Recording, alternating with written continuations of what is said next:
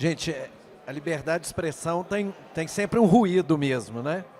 Então não se preocupem, né, com essa confusão das falas, né? Às vezes o som não chega, mas eu acho que isso até pega um pouco do que eu quero falar, assim. Todo mundo fala em liberdade de expressão como uma filosofia, né? Uma coisa que está lá no mundo das ideias, assim. E eu quero mostrar isso a partir de um ponto de vista prático, né?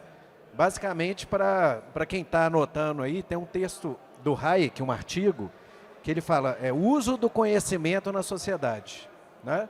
Então, em vez de ser uma coisa só teórica, vamos usar isso na prática, né? E eu até acho que eu posso falar isso até com o discurso de autoridade, assim, porque eu tenho uma galeria de arte, né, que a arte é o espaço, né, da liberdade, e também fui professor durante muito tempo, né? E uma coisa que eu percebi no curso, né, eu dava aula de arquitetura, e eu percebia, né, lá no dia a dia que o aluno, muitas vezes, ele precisa falar uma coisa que está errada. Como que eu, professor, né, pode pensar no dia a dia do trabalho, né? Como que um funcionário meu vai fazer uma atividade lá, e se ele não puder verbalizar, se ele tem medo de falar para mim o que ele acha, ou como que ele vai seguir com o serviço, ele pode estar em erro naquele momento. Então, se eu, como professor, não conseguir identificar que o aluno estava em erro, eu não tinha a possibilidade de ensiná-lo. Falar, olha, isso que você está dizendo aí está errado por causa disso, disso, disso. A mesma coisa na empresa, né? Você fala para a pessoa fazer uma coisa, ela sai lá e faz errado. Por que ela fez errado? Às vezes porque ela entendeu diferente e não te disse o que ela realmente ia fazer, né? Então, quando ela tem uma liberdade para se expressar, você pode corrigir. E aí, esse artigo do Hayek, ele fala exatamente sobre isso, como que o conhecimento está disperso na sociedade, né? Então, que é o contrário da gente achar que eu sei tudo. O mundo, a realidade é o que eu sei e o que eu vejo, né? E aí, se a gente parte desse pressuposto, né, o conhecimento está disperso na sociedade, a gente tem que começar a pensar que todo mundo, né, uma coisa que eu acredito é que a gente tem direito à vida, né, tá todo mundo vivo, ninguém pode matar o outro, né, à liberdade e à busca pela felicidade. Então, cada um sabe aonde o calo dói, aonde o sapato aperta, né? Então, todo mundo tem esse direito de buscar a sua felicidade, né? Os seus desejos, a sua visão de mundo. Esse é o direito de cada um. Mas como que a gente pode buscar isso, né? Uma das formas de buscar a minha felicidade é pelas coisas que eu entendo, que eu vejo no mundo, né? Por quê? Porque eu preciso me planejar. Todo mundo aqui precisa se planejar, né? Então, quando a gente não sabe que está vindo uma pandemia, você não se planeja. Quando você sabe que vem, você consegue se planejar. E no dia a dia, a gente tem essa questão. Eu preciso, muitas vezes, escutar coisas que eu não gosto, que são realidades, mas, né, aquela mãe, se você não estudar, você não vai passar de ano. É super desagradável, né? É fake news, né? Mas é a realidade, né? Um menino de 15 anos já deve estar falando isso hoje em dia, né? Isso aí é fake news do meu pai, vou passar. Então, assim, se você não sabe e não escuta uma coisa que você não acredita e que você discorda, você não consegue se planejar, né? Mas qual que é o grande problema do planejamento? Se esse planejamento está centralizado, não, só o dono da empresa que toma decisão dentro da empresa. É só o presidente que toma decisão. É só a ONU que toma decisão. Qual que é o grande problema? Ninguém tem todo o conhecimento. É impossível você ter todo o conhecimento. Você pode ser bem assessorado, você pode assinar todos os jornais, podcasts. Você não tem acesso a toda a informação. Então, como que uma coisa lá em cima, que não tem acesso a toda a informação, ele pode tomar a melhor decisão? né? Ou pior, né? Os especialistas é que têm a resposta. Faz sentido, né? Eles estão lá mais próximo do problema, mas assim, quem escolheu os especialistas, né? Por que são eles que são os especialistas, né? Então, assim, a primeira coisa que a gente tem que imaginar é que a liberdade de expressão, ela serve para a gente se planejar, para a gente se organizar. Se eu crio um mecanismo onde tem um ruído, onde eu não escuto bem, ou às vezes a informação não chega, se a informação não chega, eu não consigo me planejar, a chance de dar errado é muito maior, né? Vou dar um exemplo.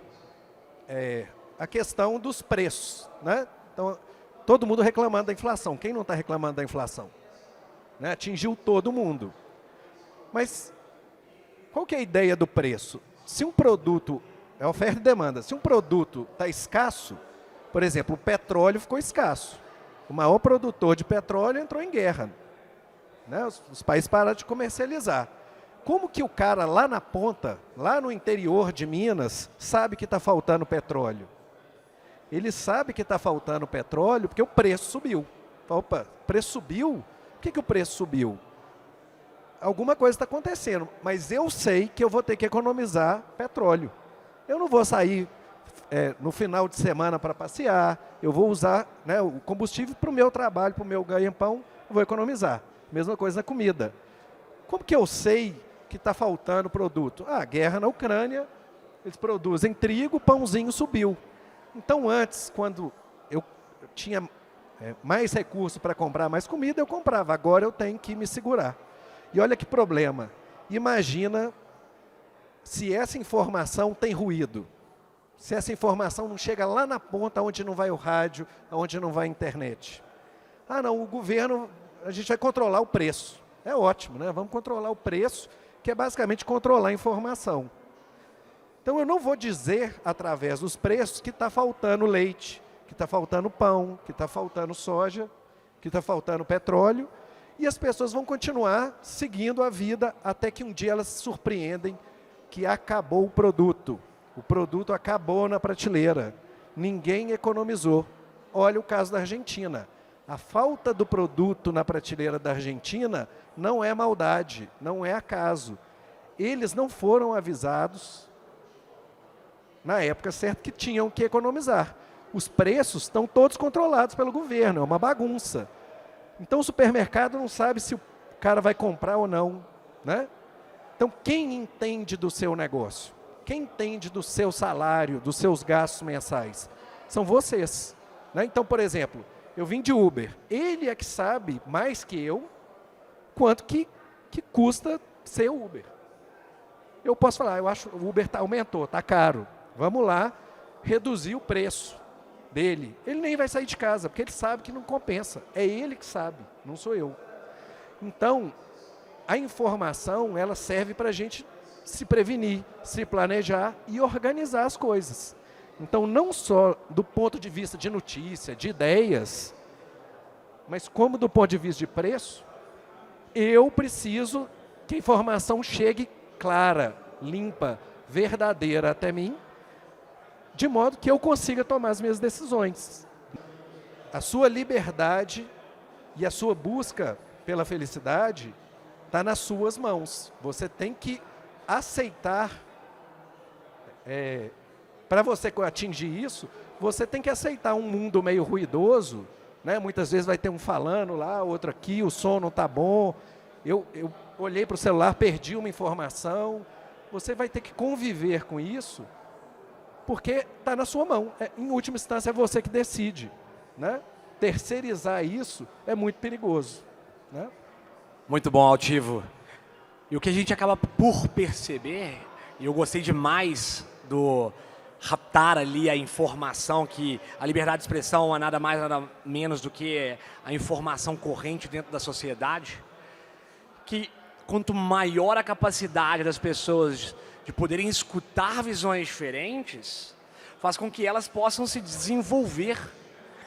Então, a liberdade de expressão, ela pode ser vista como talvez um dos principais mecanismos de desenvolvimento de uma sociedade. Se isso for limado, se isso for controlado, se isso não puder ser transmitido, quer dizer que provavelmente a sociedade não vai se desenvolver. Ideias ruins... Só te interrompendo, assim, né, tem gente que fala assim, o Brasil tem 220 milhões, 215 milhões de pessoas, tem tanto de mão de obra economicamente ativa, a gente tem 220 milhões de cérebros. São processadores de altíssima capacidade e que devem ser usados para processar as informações, né? Então, só para ir nesse sentido, como que é um mega computador gigantesco e que o computador não pode ter falhas, né? O computador, quando perde uma conexão, ele para de funcionar, né? E a informação não flui da maneira correta, as pessoas não conseguem tomar as melhores decisões para elas mesmas, porque cada indivíduo tem uma visão para a sua própria vida. Altivo, eu agradeço bastante. Rodrigo também, agradeço bastante.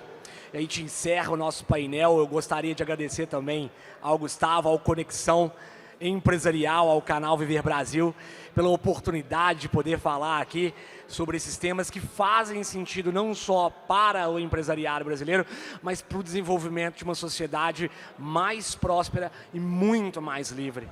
Eu agradeço novamente. Muito obrigado.